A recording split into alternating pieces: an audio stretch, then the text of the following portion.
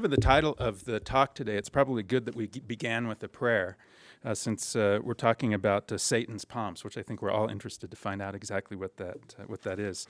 Our speaker this afternoon is Dr. Spencer Young, who comes to us from the University of Wisconsin. Indirectly, he received his PhD there in 2009.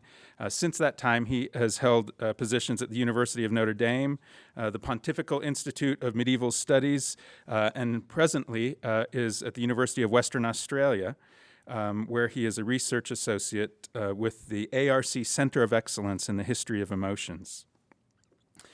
He is the editor of a Brill volume from 2011 entitled Crossing Boundaries at Medieval Universities, and he has forthcoming in the next days or weeks at most, he tells me, a book from Cambridge University Press, scholarly community at the early University of Paris, Theologians, Education, and Society, 1215 to 1248. This is not Spencer's first visit to BYU. He was here a couple of years ago when he participated in a conference on the apostasy, and he said to me that he promises, if invited back, to not speak about dark topics such as apostasy or Satanism, or Satan, not Satanism, but something much more virtuous. But today, his lecture for us is For Wisdom or Satan's Pomps, the Early University of Paris and its Critics, 1215 to 1260. Please join me in welcoming Spencer Young.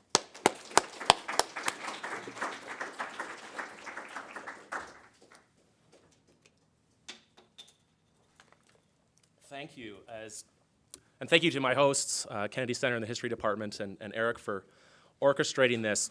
As he said, I received my PhD at Wisconsin, and my first stop on this trip to North America was in Los Angeles, and I was in Los Angeles on the weekend.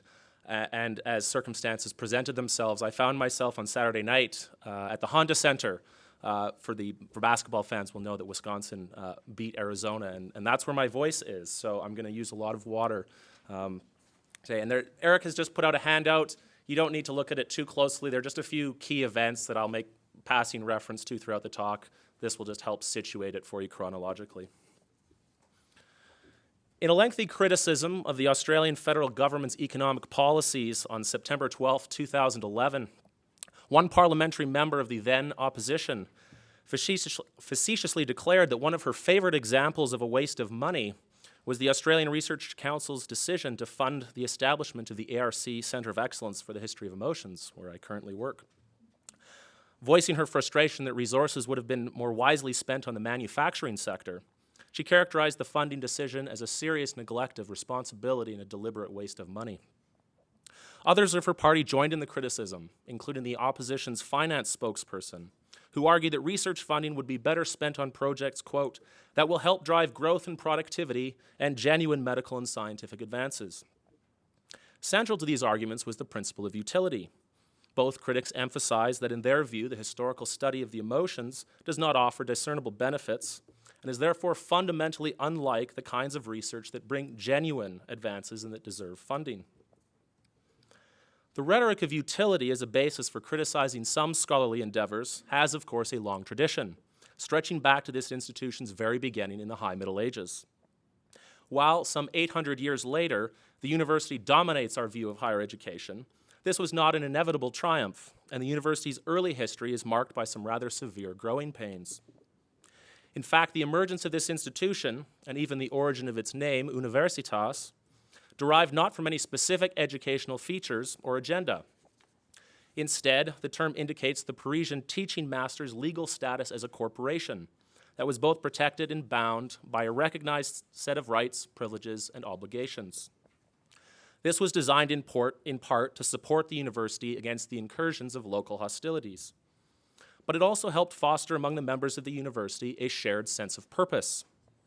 It transformed the educational landscape of Paris from a competitive marketplace of independent teaching masters vying for students to a more cooperative cooperation of masters who looked out for their common legal as well as social and intellectual interests.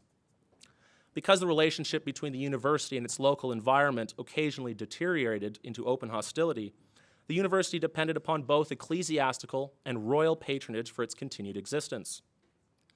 This external assistance was perhaps most critical during an episode called the Great Dispersion, when the university went on strike to protest the deaths of several of its members at the hands of local royal enforcement in 1229. The chief problem here was that the scholars had a right to ecclesiastical rather than royal jurisdiction. The intervention of Pope Gregory IX, combined with a commitment from the French King Louis IX to respect the university's privileges, helped resolve the conflict in 1231. This ensured that the university could reconvene in Paris and flourish there without local interference. The extent of this early patronage alludes to the hopes of its patrons. Early 13th century popes like Innocent III, Honorius III, and Gregory IX recognized that the early university's members were potential allies who could help accomplish the large-scale reforms that they were trying to implement in the church in the wake of the Fourth Lateran Council in 1215. For instance, in a letter invalidating a sentence of excommunication placed upon a group of university masters and scholars by the Bishop and Chancellor of Paris, Honorius III described the university as a source of living water, whose doctrine, quote, irrigates and makes fruitful the land of the universal church. Later, Gregory IX articulated a similarly lofty vision of the university's potential as a place where those who teach and those who learn might labor as if in wisdom's special workshop. Patronage was less extensive on the part of the French crown, yet the university nevertheless became an important symbol of royal propaganda, embodied in the myth of the translatio studii, or movement of study. This was the progressively westward movement of the seat of learning from ancient Athens to Rome and then now to Paris. As French royal chroniclers would point out, the benefits of such an institution were evident to Louis IX, who promised to support the university. The university added prestige to the crown, and as time wore on, its scholars helped promote royal initiatives. Support for the schools then was given not merely in recognition of the university's potential, but also as a form of expectation.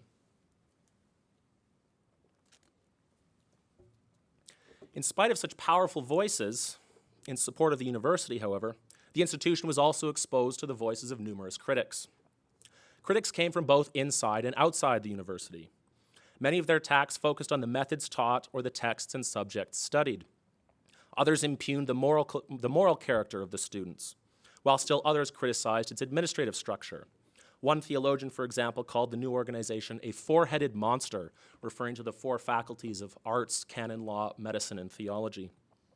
He objected that the meetings and discussions that the university structure required siphoned away much valuable time from classroom activities.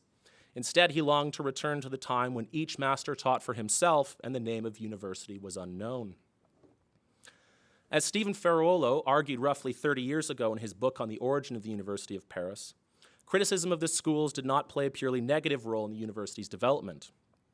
Indeed, he made the case that several criticisms over the course of the 12th century had directly contributed to the formation of the university. This influence can be seen in the earliest extant university statutes promulgated in 1215 by the papal legate and former master of theology Robert of Courson. Several of these statutes appear to address criticisms that had been levied against the Parisian schools over the previous century. One thing these statutes did was refine the credentialing process. So in order to become a master of theology, for instance, one had to be at least 35 years old, have studied at the university for 8 years, and 5 of those had to be in theology.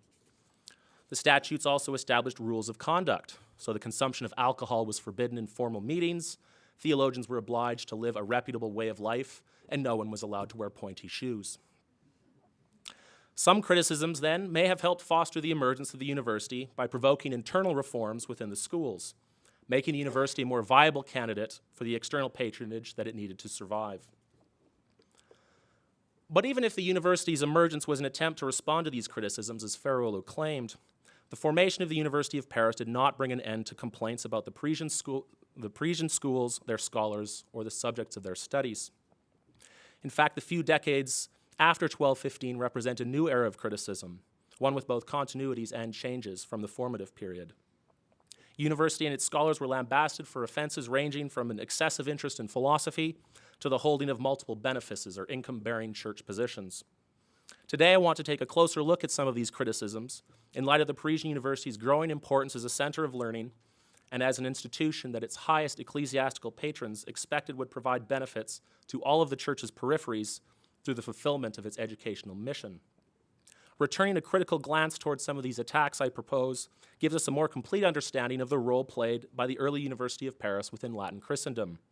Was it, as Pope Gregory IX intimated, wisdom's special workshop, or, as one humble chaplain would suggest, was it a place primarily devoted to obtaining the pomps of Satan? Internal criticism, of course, played a key role at the University of Paris. As members of the university themselves, internal critics had a considerable stake in the course that the institution would take, and their criticisms addressed matters that were still open to determination. Such matters included the ideal length of time one should spend in a teaching career, or the rightful place in the curriculum of Aristotle's works on natural philosophy. These works had been translated into Latin over the course of the 12th century, but were formally banned from classroom use from 1210 to the middle of the 13th century. People could read them privately, they could cite them in their works, but they couldn't lecture on them in a classroom setting. One of these internal critics was named Thomas of Chobham. Thomas had been a theology student at Paris in the late 12th century before leaving the French capital to assume a series of ecclesiastical positions in his native England. He later returned to Paris to teach theology in the 1220s. Decrying the abundant interest he found at Paris in so-called vain and subtle questions, Thomas warned that these questions are, quote, of no value after we depart from the schools, whether for the confirmation of faith or the instruction of morals. He further reminded his contemporaries that the Lord said in the last chapter of the Gospel of Mark, "Go ye into the whole world and preach the gospel to every creature." He did not say to preach Aristotle or Cicero, but the gospel, because the gospel suffices for every doctrine of salvation. Another incisive internal critic was the theologian John of St. Giles, active at Paris in the late 1220s and early 1230s. Several of John's sermons from this period discuss what he saw as the failings of his university colleagues and their students. In one that he delivered for the Feast of St. Martin, for example, John made a series of unfavorable comparisons between contemporary scholars and the revered 4th century saint from Tours. John admonished his audience to study so that their faith might flourish as St. Martin's. Where Martin followed a path from being a soldier of the emperor to a soldier of Christ, however, John thundered that they were following the opposite trajectory. Martin, he pointed out, learned how to answer and convert heretics, and he learned only those things that were important for Judgment Day. Contemporary scholars, on the other hand, were busying themselves in trying to know how the world and sun were made, while taking no concern for those things necessary for salvation.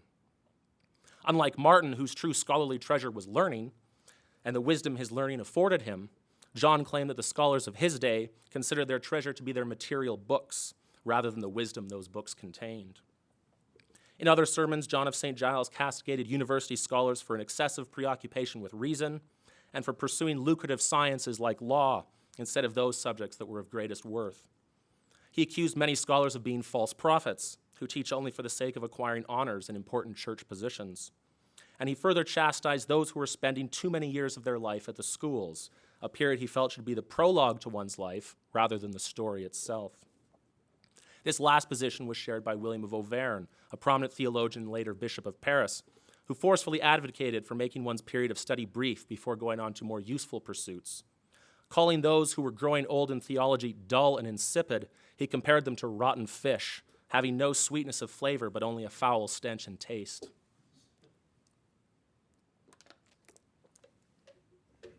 Such criticisms were an important part of the conversation about the early university's development. These critics did not conceive of the university as a place for the investigation of all forms of knowledge, still less as a place to spend a career in dedication to the life of the mind.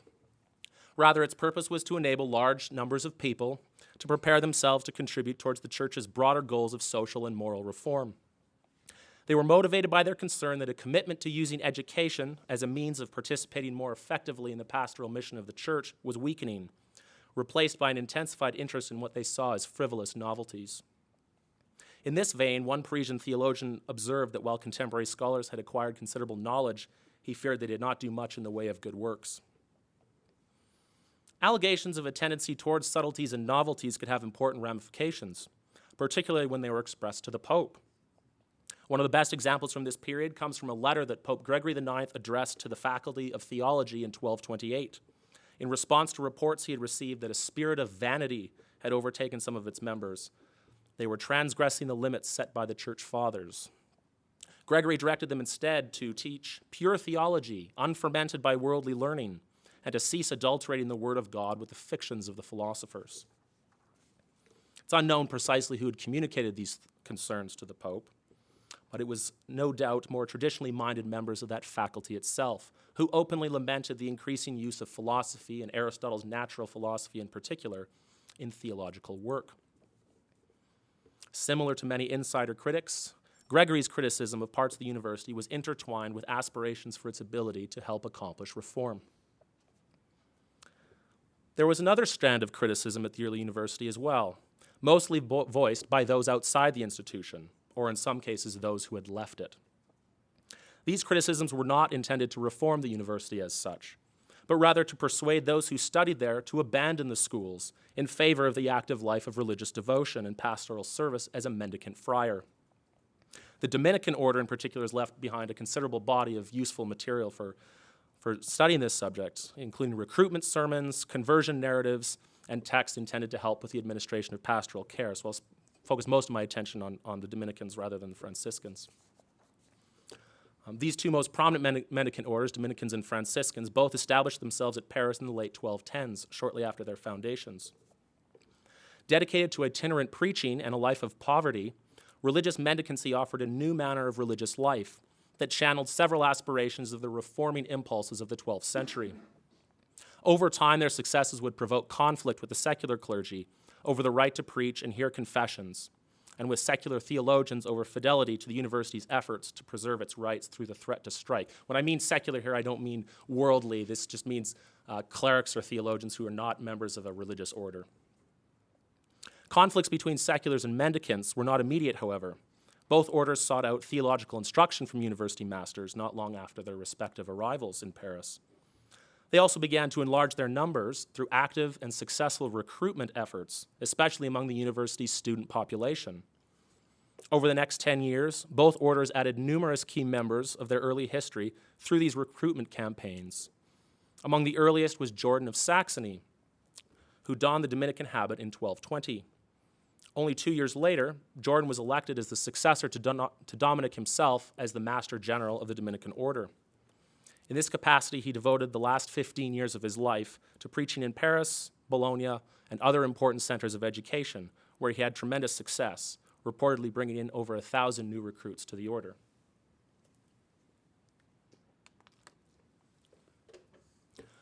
Reports made of several of Jordan's sermons survive.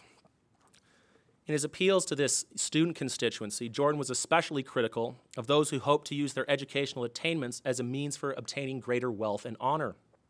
In one sermon, he expressed distaste for those who pursued the title of master for the sake of obtaining temporal promotions. While he conceded that there was nothing inherently wrong with being called a master, it was, he suggested, the height of pride to want to be called a master. Jordan further elaborated upon this view in another sermon, this one based on a passage in the Gospel of John about an appearance of the resurrected Christ to his disciples by the Sea of Galilee. In the biblical text, Jesus' disciples had been unsuccessfully casting their nets from the left side of their boat throughout an entire night.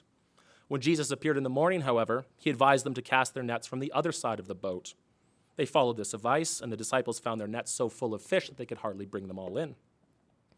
From this account, Jordan crafted a pointed critique of contemporary scholars by comparing the church to the disciples' boat. While he acknowledged that the church possesses both spiritual and temporal things, Jordan explained that the church's spiritual things are on its right side, while its temporal things are on its left. Just as those disciples who spent their entire night on the left side caught nothing but frogs, stones, branches, or mud, Jordan proclaimed that the same is true of those scholars who are also on the left side of the church. This group, he said, is made up of all those who are in law or medicine, or any other faculty who labor more for temporal than spiritual things, but who take hold of nothing.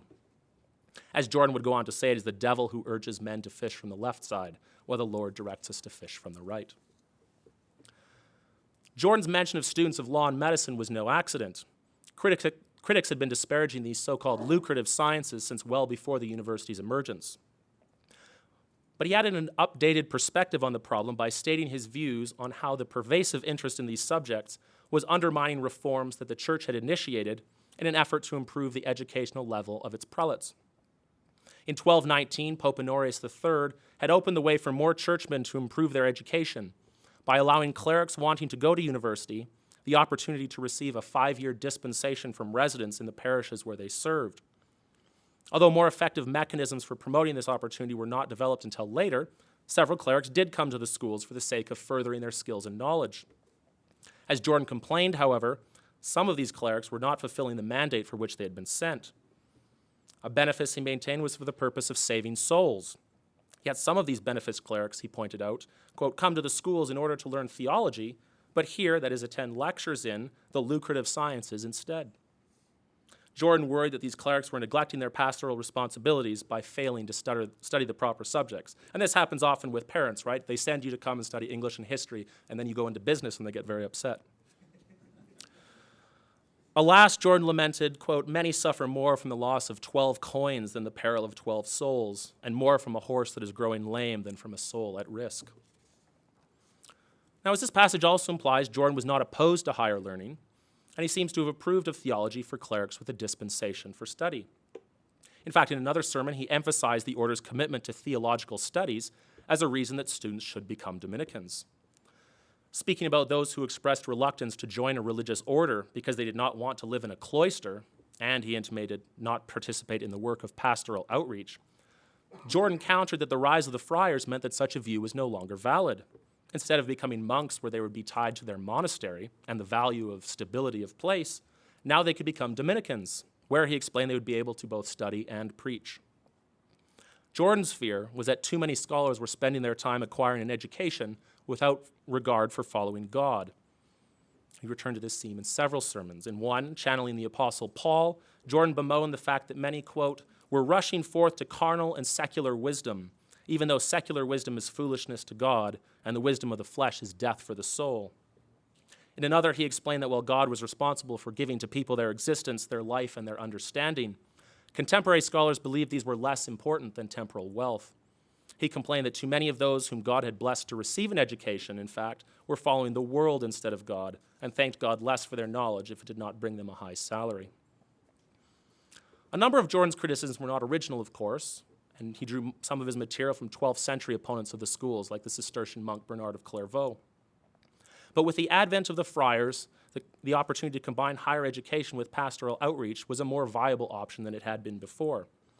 And this message resonated with the Parisian student body, particularly among those in the arts faculty. And there's a story about Jordan being asked why people in the arts faculty become Dominicans so easily and it's so difficult to convert theologians. And he says, well, the people in the arts faculty, they spend their time reading Cicero and Aristotle, that when they hear, the pure truth from the scriptures, they immediately become intoxicated by the Spirit of God, and they're ready to give up all of their possessions and become Dominicans. But the theologians spend all their time reading scripture, and they have too easily lost the reverence for the scripture, and so it's difficult to convince them to become Dominicans. Even though Jordan made this claim, it was precisely among the group of theologians where the Dominicans had some of their most important success. One such case was Humbert of Romans, who would also later serve as the order's master general from 1254 to 1263. We learn about Humbert's experience from its inclusion among a series of narratives of early converts to the Dominican order, found in a work entitled the Vitae Fratrum, or Lives of the Brethren. In fact, Humbert had commissioned this work himself while serving as Master General, at the height of an explosive controversy at the university that erupted between secular and mendicant theologians in the middle of the 13th century. Completed in 1260, Humbert hoped that this work would bolster a sense of shared identity among Dominican friars in the face of opponents who objected not only to the mendicants' way of life, but to their very right to exist within the church's structure. Taken as a whole, these narratives do not provide a unanimous view of the schools. Several scholars are depicted undergoing a radical transformation in their attitude towards the Dominicans from suspicion to embrace, leading them to abandon their studies and join the order against the wishes of their family and friends. Yet the work also highlights the educational attainments of several Dominican converts, such as Garrick of St. Quentin and Florent of Hedin, both of whom taught theology at Paris. Humbert's story falls more on the critical side of the spectrum. He had begun his studies at Paris while still a young man, at the time when the Dominican order was just beginning to thrive in the French capital. As a young student, like all young students, he busily engaged himself in his studies. He became a teaching master in the arts faculty and commenced studies in both canon law and theology. But although he attended sermons nearly every day, not even the persuasive preaching of Jordan of Saxony convinced him to become a Dominican. Instead, the pivotal moment came during an encounter with a simple but good chaplain, who approached Humbert one day in his parish church after Vespers. Upon ascertaining that Humbert was his parishioner, this chaplain reminded Humbert of the baptismal promise that his godparents had made on his behalf to renounce Satan and all his pomps. The chaplain further pointed out that, quote, there are many scholars who expose themselves to many torments and spend such a long time studying at Paris, yet the whole point of their study is nothing but a pomp of Satan. The chaplain elaborated that if Humbert completed his studies, he would return to his home as a famous man, where he would enjoy a reputation as a great scholar. There he would be honored by everyone, receive benefices, and continue to rise in the ranks of the church. What are these, the chaplain asked, but the pomps of Satan? He then counseled Humbert to abandon the world and enter the Dominican order. Humbert claimed to have been so overwhelmed by this experience that he decided to follow the chaplain's advice and become a Dominican.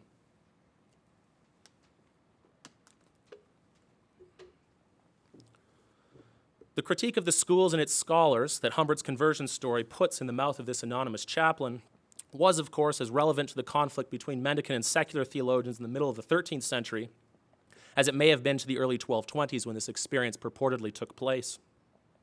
Indeed, the portrayal of secular students solely preoccupied with the pomps of Satan rather than pastoral outreach fits easily with the disparaging portrait of the secular clergy that Thomas Aquinas gave around the same time in his defense of the mendicant orders against the claims of the secular theologian William of Saint-Amour that mendicant friars should not be allowed to preach or hear confessions or even exist as an order. Aquinas countered that educated secular clerics were insufficiently committed to the pastoral activities for which the papacy had supported the university's development, a trend that was leaving churches in the hands of incompetent men who were ignorant of Latin and the scriptures. It is impossible to tell how consistent Humbert's understanding of his experience when it was recorded around 1260 compared with his outlook in the early 1220s while he was a student at Paris. The account in the Vitae Fratrum portrays Humbert as someone with a wide interest in education, having obtained an arts degree and engaged in studying both canon law and theology. Humbert's encounter with the chaplain may have wrought a change in his attitude, rescuing him from the pursuit of the pomps of Satan, as it were, or merely provided a more specific direction for the pious inclinations his conversion narrative attributes to him. In either case, the chaplain's remarks perform the critical function of sharply delineating the worldliness of Humbert's school companions from the more noble pursuits of the Dominican friars. The story implies that the chance to engage in these worthy pursuits, rather than accrue honors, was what appealed to Humbert and led to his rejection of further university study. Although the chaplain's criticisms of the culture of the Parisian schools was certainly relevant to the middle of the 13th century, context when the story appeared, its similarity to the tenor of Jordan of Saxony's claims during the 1220s suggests that the account in the Vitae Fratrum was not merely a function of the polemical battles of the 1250s. The content of Jordan's preaching, his success in persuading students to leave the schools, and the critical perspective towards the schools embodied in the humble chaplain all indicate a sense among these critics that the early University of Paris was not meeting its full potential as a source for accomplishing social reform. Yet the views of these critics need not serve as the only evidence for exploring the relationship between the early university and early mendicant recruits. In order to consider the validity of these critiques from another perspective, I want to turn to the experience of one other Dominican by the name of Stephen of Bourbon.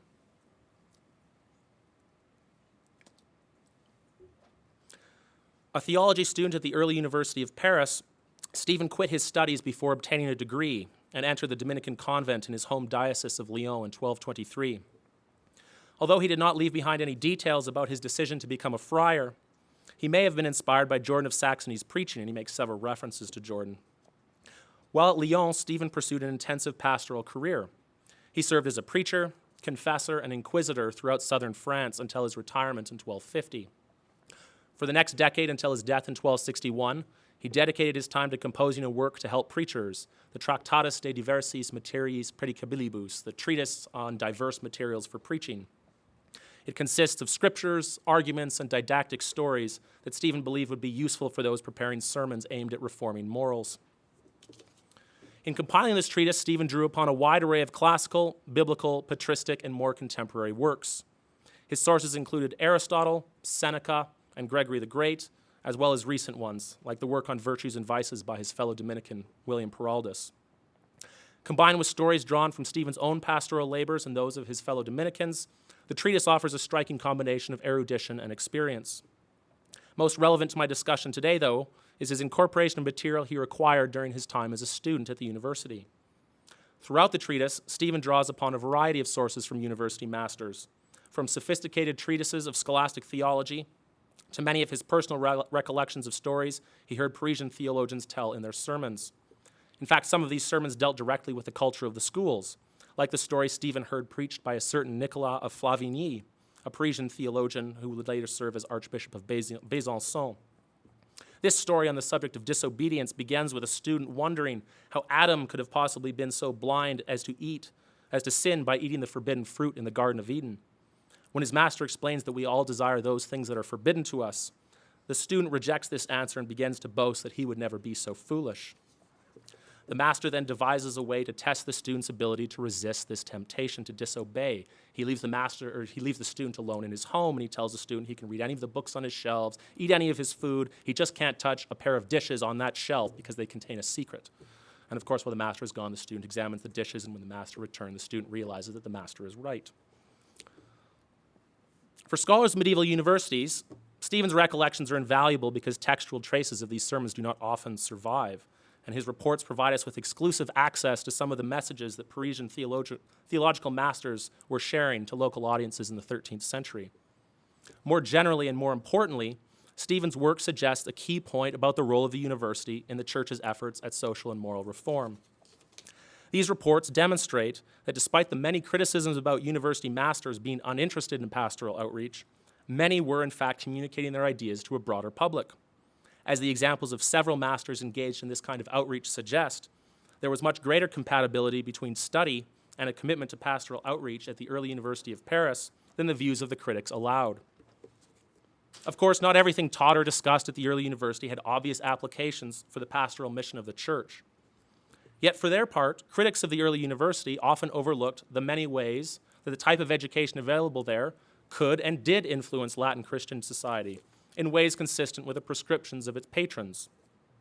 While some critics continued to bristle at the inclusion of Aristotelian ideas in sermons and other theological works, the examination of Aristotle's natural philosophy nevertheless enabled university masters to gain new insights into important doctrinal topics and matters of practical relevance, such as almsgiving, sin, and penance. If you want to know more about that, buy my book, please.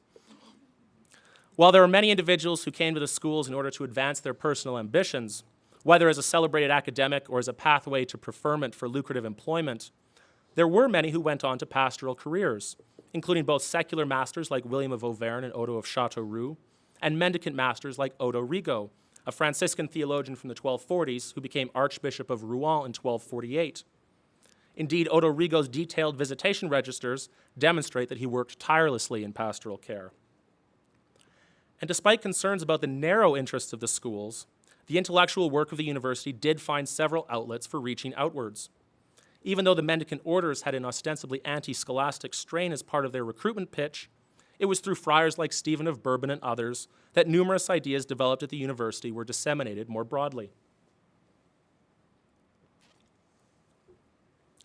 Criticisms then certainly played an important role in prompting reforms that would help shape the university in significant ways.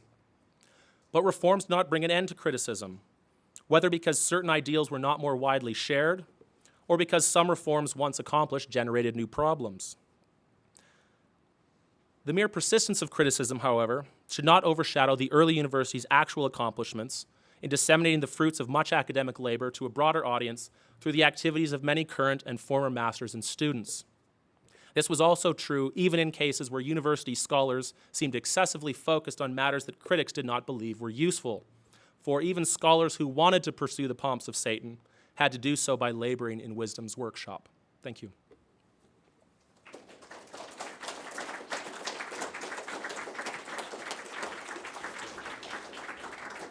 So we have a little time for questions. This is being recorded, so if you could ask your questions at that microphone there, then we'll be sure to get the audio. But we have probably about 10 minutes, so go ahead.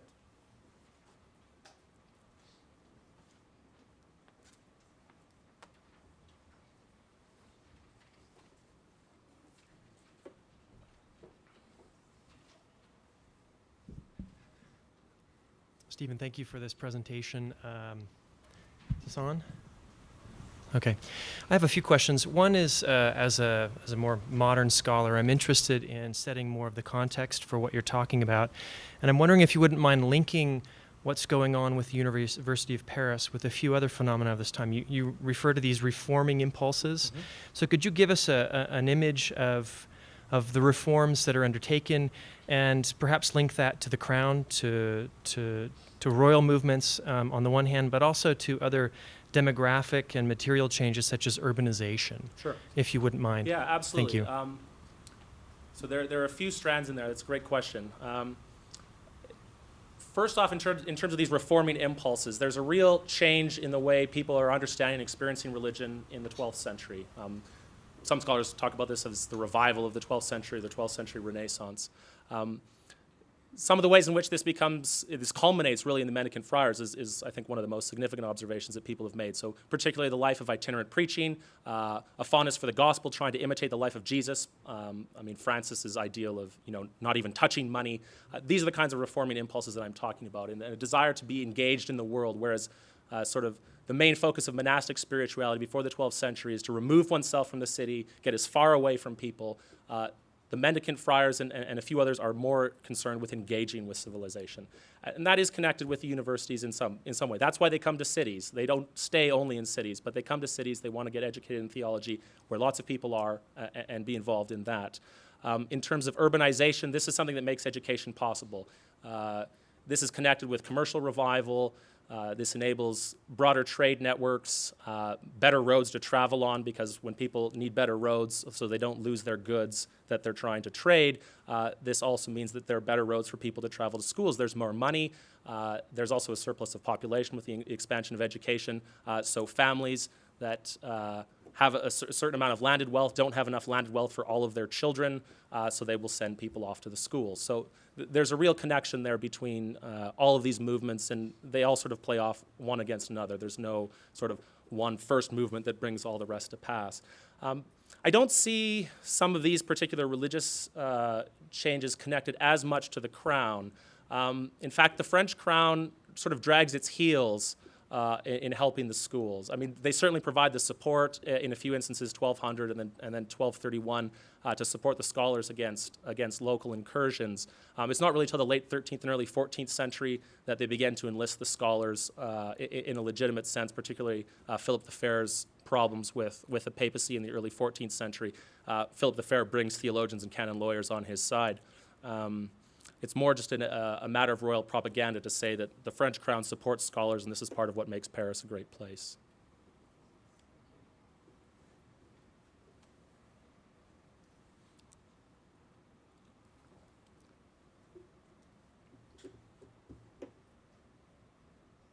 Easy crowd.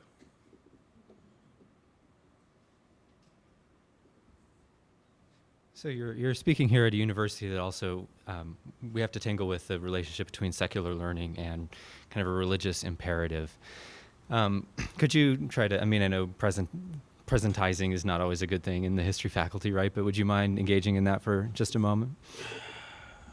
I don't want to touch that issue with a 10-foot pole, partly because I don't feel it's fair for me to comment on some of those matters. It's not just a problem though at religious schools. It's a problem at secular schools. I made the joke, right, about parents wanting their students to study the arts and not business or medicine. I open with the criticism of where I work, but you could spend 5 minutes on Google and find pages and pages and pages of criticism of things that aren't useful, whether or not they're not spiritually useful or temporally useful. They're not going to help you build a good life. You're going to be poor. You're not going to accomplish anything. This is a struggle that we absolutely continue to engage in. I think the terms of the debate have changed a little bit.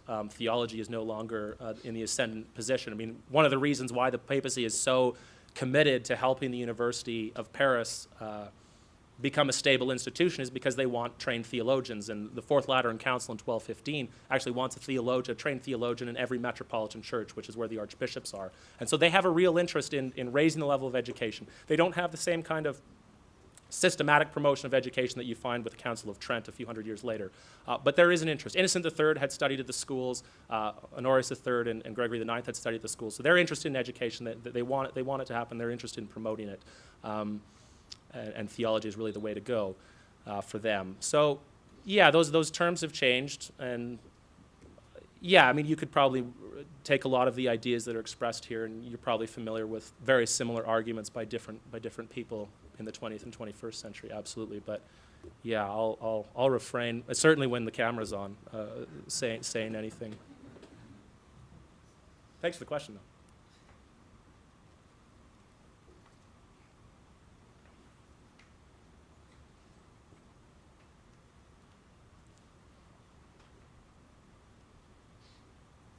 The long walk.